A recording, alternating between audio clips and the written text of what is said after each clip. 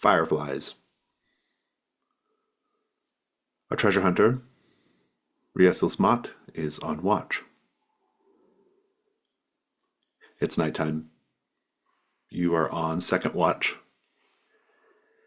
And you're in the forest that is near where the company is currently stationed, which is the lands of the scholar Abelia Prem. We don't need to concern ourselves with her tonight. You just have to keep an eye out on things. Part of your watch duties are that you make a circuit around the camp a little ways away from camp, kind of scoping out, make sure no one's lurking in the trees or the bushes, right? You know, the company came together recently to help cure you of a curse, to lift a curse from you that you acquired when you plundered the tomb, the crypt near Pine Acre. You were cursed with a deterioration curse that caused you to age. And I'm curious how that reflects in your appearance and maybe even how you stand watch and how it's affected you basically. Because while the aging ceased, you're still a little older.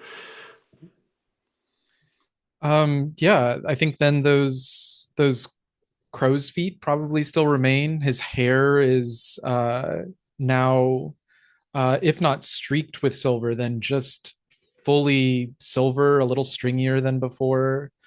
Um, and he's a little more sullen since the delve even earlier than that into the tomb where he was cursed. Um, but I don't know if that's necessarily exactly tied to aging as fast as he did, but just being cursed again. It's not the first time he's been, and so it's just he's been a little sulky, much like a cat. Yeah, indeed. Have you had time to learn any more about the Azure archives? A few pieces of gold have gone into the hoard, and so I think he has learned little bits and pieces. And I myself have managed to go into Trophy Loom and learn a little bit more about the archives that way. Um, Pick and choose freely. mhm. um, I found one thing particularly interesting is these brilliant blue lotuses that grow in a still lake supposedly surrounding the archives or one entrance to them. Um, and there are practice oracles who can trace the delicate veins upon those petals to reveal a moment of lost time. It's a flower used in a key ingredient in Azure inks for archival records, but that's just a rumor or a legend. But Rias, I think, uh, has read one or two books with this archival Azure ink before. Uh, You're on your patrol.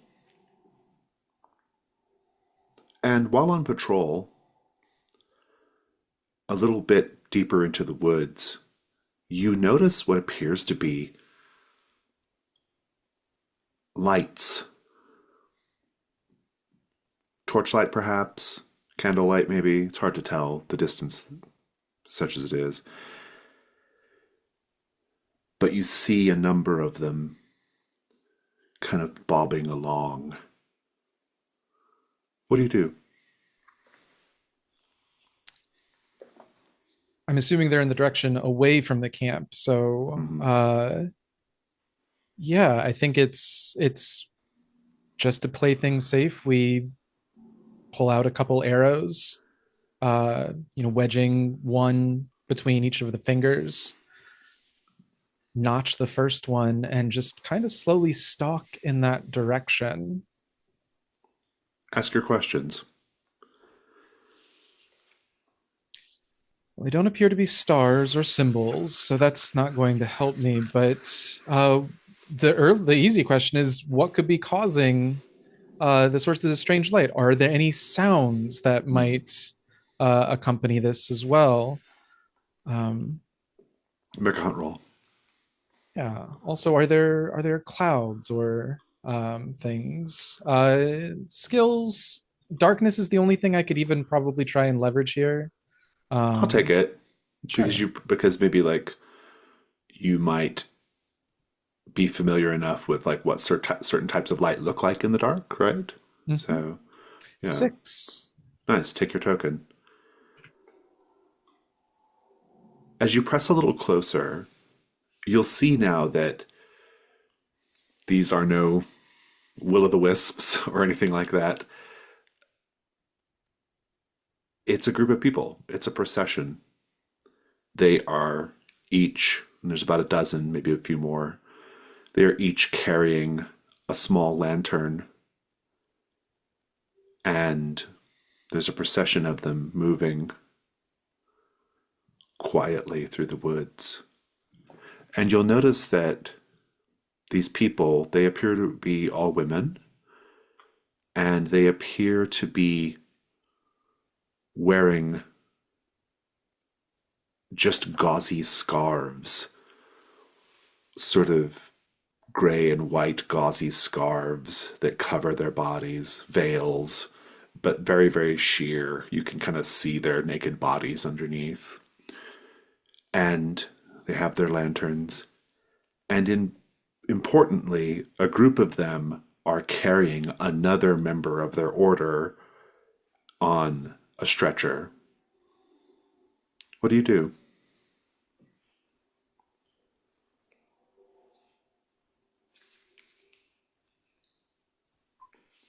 Are we close enough to Salt and Iron, our camp, that no, I'm not gonna fire a warning shot. But uh I'll see if I can identify a leader, maybe somebody at the head of the procession, and uh and head them off. Make a hunt roll to start, since you're asking Sure. about who might be at the head of the procession.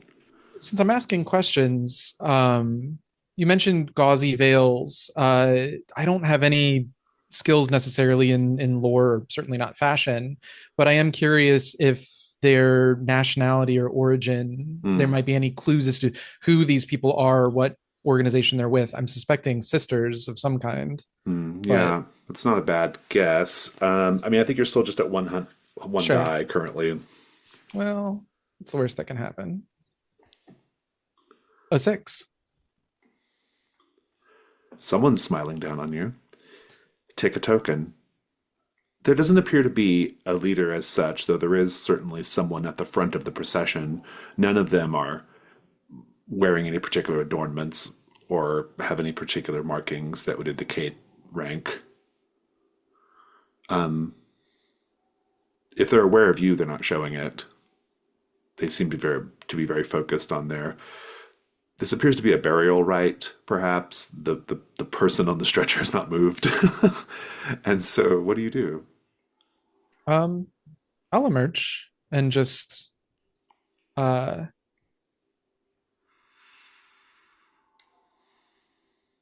keep my gaze averted, just out of respect and just as a possible disarming custom. Um, but keep my eyes sort of off of them directly, but emerge onto the path ahead of them and just ask, "Where are you all headed?"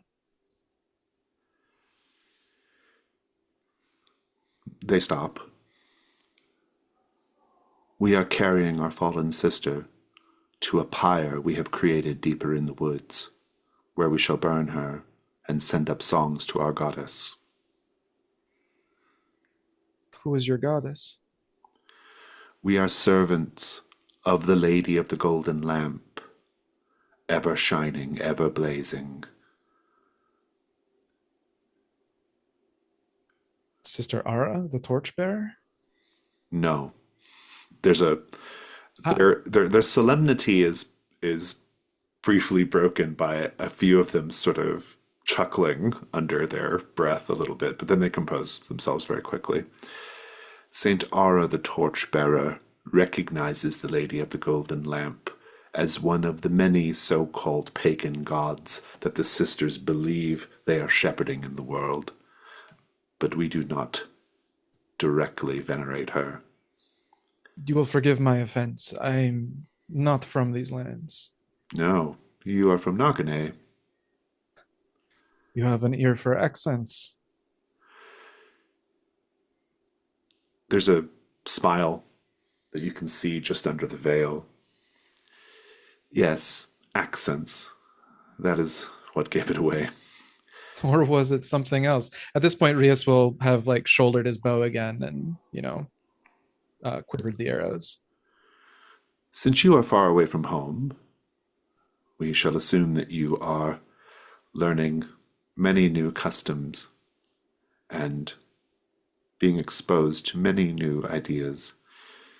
You are certainly welcome to join us so long as you maintain a respectful and reverential manner. We are not far from the pyre. Uh, would following them take me beyond the bounds of my watch duty or get me in trouble for doing so? It would only get you in trouble if anyone discovered it. Um, it does take you beyond the bounds of your watch duty, but I think you would probably be forgiven for at least trying to figure out who these people are to make sure they're not in Sure. danger. Yeah. Right. Yeah. Let's go then. And certainly Company Commander Nervon would love to hear what you come back with. So Of course. you can always, always, always convince him, as long as you bring him something creepy and weird, that what you were doing was right. Certainly. Then yeah, we'll fall in step with the procession. So much of the Company of Salt and Iron is pleading your case to the right company commander whenever the time comes. They are all equals in the command and each have their own agendas and proclivities and enthusiasms. You can certainly follow the procession. And in following the procession, you also get a set goal. Learn the golden lamp ritual. It is slow and solemn. They aren't singing. They aren't making any kind of. They're actually moving very quietly. They almost seem to step so light that the only one making any noise underfoot is you, crunching on the leaves and such. But no one seems to be bothered by it. You're back with the more junior members of the order, and they almost find it kind of funny. They're kind of like quietly giggling a little bit every time you step on a twig or a branch and it snaps loudly in the darkness.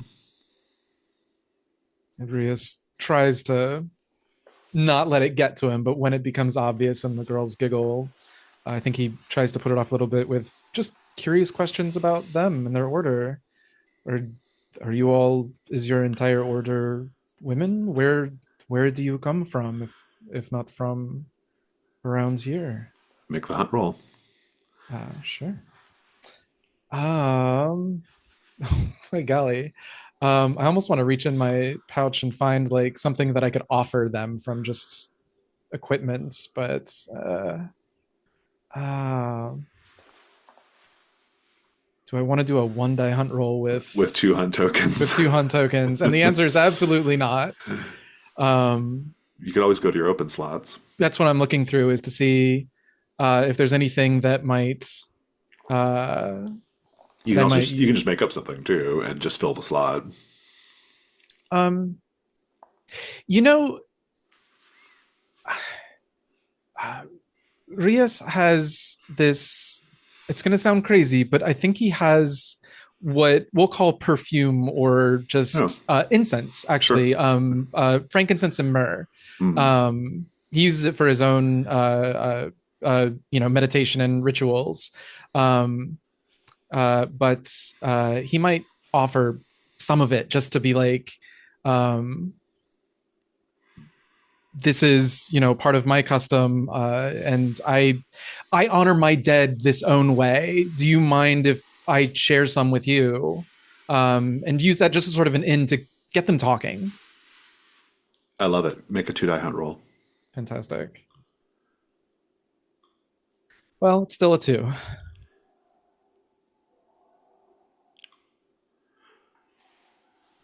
They they don't want to open up to you initially, but you can get far enough back in the line to where some of the very, very junior members of the order will say rather nervously, "We, uh, I, I don't know much. I'm just a, I'm just an initiate into the Order of the Golden Lamp. I didn't really know what I was getting into, truth be told. I I have to tell you, our poor sister, who we're getting ready to put on the pyre, she did not die of old age. How did she die? She she offered herself for this moment. Our Lady, the Lady of the Golden Lamp, must feed. I just hope that I just hope that I'm never asked. I know that's terribly heretical of me to say. It's a blasphemy.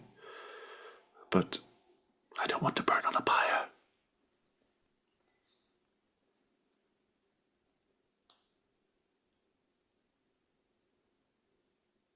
Are you scared? Yes, but they tell me that we shall see the lady, that the lady of the golden lamp shows herself in these rites. And that's much more than followers of other gods can say. So at least we know she's real. And you believe this? I don't know what to believe, but I suppose if I see her, I'll know then whether my faith is is true and whether I've made the right decision. You should know there are other things than gods in this world that might take the appearance of them, but you're wiser than most to question. Forgive me, but don't your people worship snakes? Worship all kinds of things. Snakes are one of them, yes. You arrive at the site. It's a little clearing in the woods, but there's a little kind of mound, like a hill, but a small one. You can get up it in a few steps. Everyone kind of gathers at the base of this little mound, and the sister on the stretcher is taken up the little mound to where there is a wooden pyre built. And they carefully lay her on the wood. They begin to sort of chant some words. They're not in a language you understand. And all of the sisters eventually come to the pyre. They circle around it. You're still left down below. Mhm. And they lift the glass cloches over their lanterns or from their lanterns and set their lanterns down. A a gust of wind kind of blows through, but you'll note that none of the lanterns are extinguished. They set the lanterns down, and the pyre begins to ignite. And after a few moments, it's fully blazing, and the body atop it is consumed. These priestesses, they all send up their chants, their praises, their prayers, which almost seem to push the embers higher in the sky. Though certainly that's just a trick of the wind in your mind. What are you doing during all this? I mean, watching solemnly and respecting them at the superficial presentation being given, but when the supernatural stuff, when the wind blows and the candles don't start going out, uh,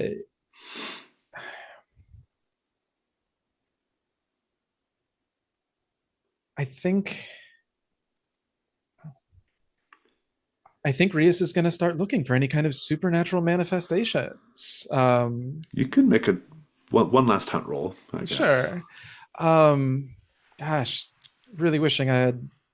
I mean, I could check the stars for any kind of Oh, significant I like holy that. event. I think it's really good. You're in a clearing, so you can see them.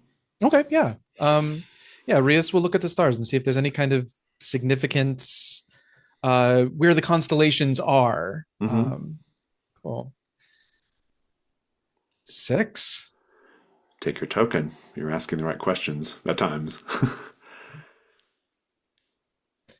Indeed, there is one constellation that seems to be glowing just a little brighter in the sky. These sisters, it's in different cultures, it's considered different things. Some people consider it a bat, some people consider it a bird. These sisters, who knows what they consider it, if it's even relevant to their beliefs, but what do the Naganese believe the constellation is? Bat or a bird? A flying thing. It looks like it has Yeah, yeah. wings. Um, Probably a hawk then. Mm. Uh, or specifically a we would call it a rock, but the Naganese might have it, but it would be a mythologically large bird. Um, The tail feather of the constellation, the star that makes up the tail feather, or that's considered to be the tip of the tail feather, is burning, shining particularly bright tonight. The sisters, the followers of the golden lamp, they are aware of that too. They do not perceive this to be a bird, and they do not believe that it is its tail feather. They believe that it is the tip of a great firefly, glowing bright.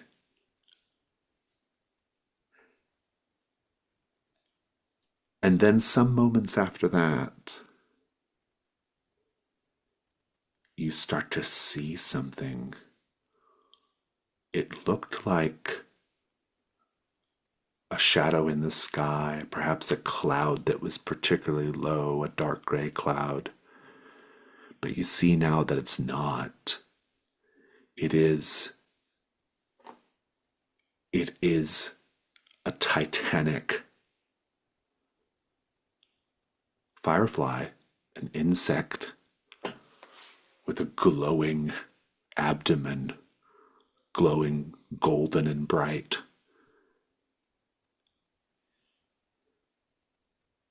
It has, improbably, perhaps revoltingly, it has 6 delicate human arms protruding from it. And this insect, as big as a cart, glowing bright with its 6 delicate arms, the arms begin to reach down and undulate and almost gather the light made by the pyre.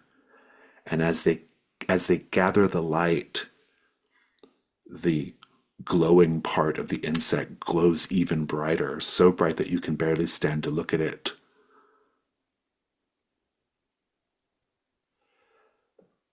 What are you doing during all this? I mean, I'm trying not to draw my weapons, but they're making it real hard when a manifestation like this appears. One of the priestesses approaches you and says, "Our Lady is aware of you. She wishes to teach you our ways. She wishes to teach you the secret of the golden lamp. This is an incredible blessing, almost never granted to a man, and certainly never to an outsider. Would you go to her? Would you learn from her? Would you let her teach you the secret that we all hold so dear?"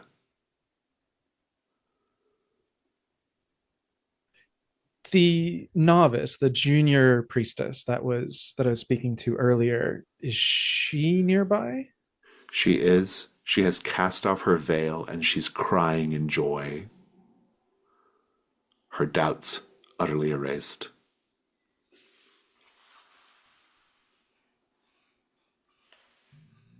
I am honored to learn your secrets.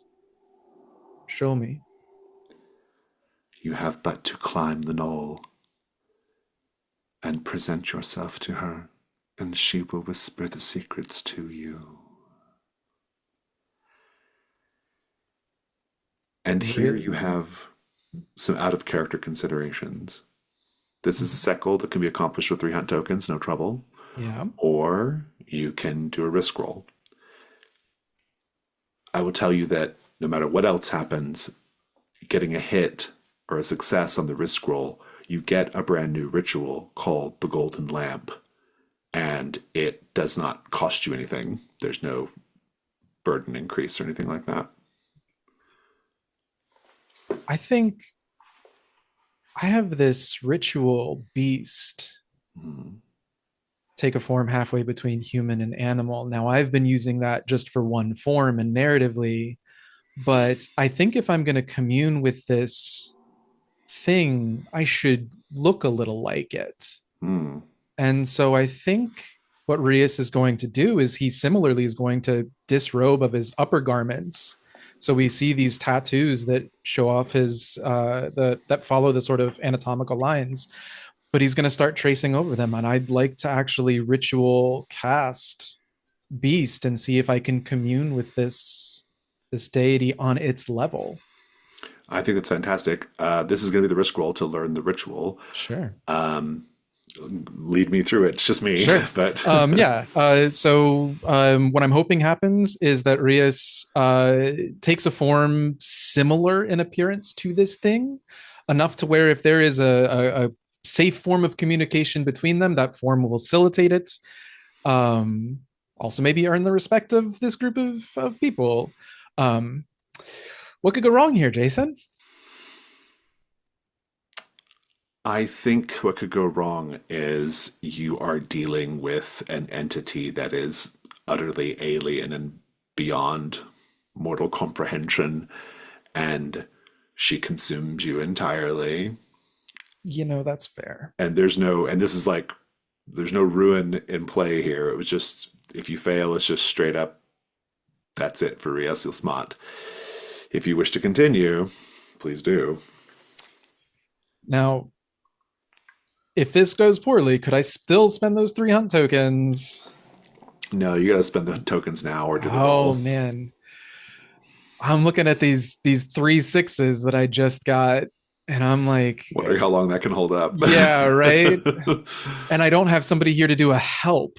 You do not. You can always add a dark down reroll, but if you get But like if a it's 3 high, you're that's what screwed. I'm Yeah, concerned about is yeah. is the chances of it being 3 dark high or under. Oh boy, You can just spend the tokens too. I know. Hmm. I really want to see this in play. So, let's just spend the 3 hunt tokens. If the dice roller is going to give me this luck on 3 hunt rolls, I feel Maybe it's like I meant to should be. honor that. Yeah, Yeah. fantastic. Um, I'll give you control of the scene. Just tell me your transformation, what that looks like, what it looks like as you approach this entity, and what the so-called teaching looks like. Sure. So Rias, fully bared now, from waist up, begins drawing with his fingertips over these lines, and every now and then there are either little dots or places in the joints, and he's studying the stars to try and match up to that constellation. And so he might actually at some point take a pose that would rearrange some of these positions to match that. And once he does so, we watch chitin begin to spread across his chest. From underneath his shoulder blades, a pair of gossamer wings opens up. Because it's a firefly or something nearabouts, then his spine elongates, and he might even be fully disrobed at this point, because clothing and elongated spines don't get along. and this his that new part of the body begins to glow and pulse. uh Another set of arms appears under, maybe not six but maybe four. um and we see him walk up to the pyre, sort of flapping these sort of wings. And I think it's they press their hands together, lace their fingers together. And the communication is sort of this, it's a buzzing of the wings and a pulsing, and we see the two pulses are asynchronous at first, and then they sort of uh like the way that clapping in a stadium like gets, closer and closer to the synchronicity. And so they finally begin to harmonize. And I think at this point, either the lights and the lanterns also like divest themselves and begin to float in the air like will-o-wisps, or other fireflies begin to like float out into the grotto itself. Um, and whatever passes between them, inhuman, incomprehensible, but Rias comprehends it.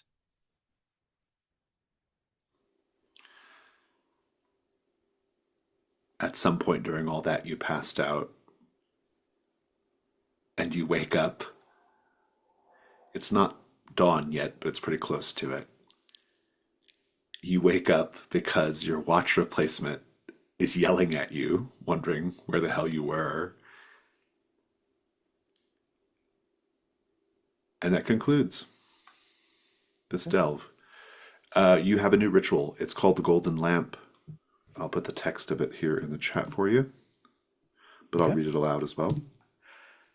A torch, lamp, or lantern, or a candle, I suppose, is made immune to wind and other environmental effects and will burn for much longer than normal.